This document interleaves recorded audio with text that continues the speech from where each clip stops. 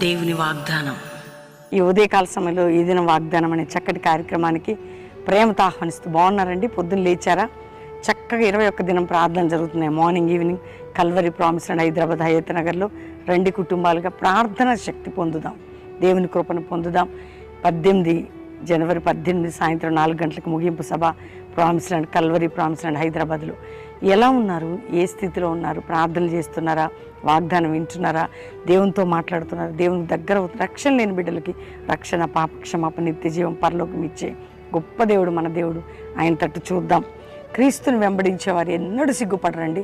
ఒకరోజు నీకంటే ఒక ఫలితం ఉంది, ఒక అద్భుతం ఉంది. ఈరోజు చదువుకుందాం. నేనే ఒక మాట మీతో పంచుకోవాలనుకుంటున్నాను. 37వ కీర్తన 22వ వచనం. యెహోవా ఆశీర్వాదం నొందినవారు భూమిని స్వతంత్రించుకుందరు. స్వతంత్రించుకునే కొన్ని ఉంటాయి. భూమి, ఆశీర్వాదం, ఆరోగ్యం, బ్లెస్సింగ్. మనందరి కోసం రక్తం కార్చి ప్రాణం పెట్టి మనందరం శాపం నుండి విమోచన, పాపక్షమాపణ పొంది నిత్య జీవానికి, పరలోకానికి వారసులం కావడమే కాక ఈ భూమి మీద కూడా అబ్రహాం యొక్క ఆశీర్వాదం క్రీస్తు వలన పొందుటకు దేవుడు మనకిచ్చాడు. కాబట్టి ఏమి తేడా లేదు. మీ అందరినీ దేవుడు బ్లెస్ చేస్తాడు.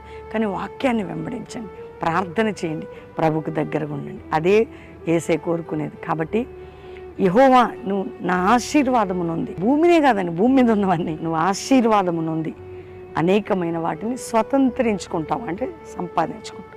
కాబట్టి వాగ్దానాన్ని ఎత్తిపట్టి ప్రేర్ చేయండి, ప్రార్థనలో గడపండి, దేవుని దగ్గరగా ఉండండి. ప్రార్థన చేసుకుందాం. తండ్రి, ప్రతి బిడ్డను రక్షించి, రోగుల్ని స్వస్థపరిచి, ఆత్మీయులకి ఇంకా నిలబెట్టి, కన్నీటి భారంతో ఉన్న వారిని విడిపించి, నానా కష్ట దుఃఖ సమయాల నుంచి, అప్పులు, ఆర్థిక, మానసిక కృంగిన స్థితి నుంచి, రోగ బాధ చింతల నుంచి, వ్యాధి బాధ బంధకాల నుంచి విడిపించి, అంతేకాక ప్రభా, ప్రతి కుటుంబంలో శోధకుడు తొలగించి, ఇతర దేశాలు, రాష్ట్రాలు, పట్టణాలు, సంఘాలు క్షేమాభివృద్ధి నుండి ఆశీర్వదించబడుదురుగా. కానీ మరొక్కసారి మ్యారేజ్ డే, బర్త్డే బిడ్డలు బ్లెస్ చేస్తూ, ఎవరికి భూ సంబంధం బంధకాలను తొలగించి, కోర్టు కేసులను తొలగించి, ఉద్యోగులేమి అన్నిటి నుంచి విడిపించి, ప్రతి వారికి మీ నామాన్ని గొప్ప చేసుకోమని, వారి కన్నీటి ప్రార్థనకి ఫలం దయచేయమని యేసు నామములో అడుగుచున్నాము తండ్రి, ఆమెన్. వాగ్దానం లైక్ చేసి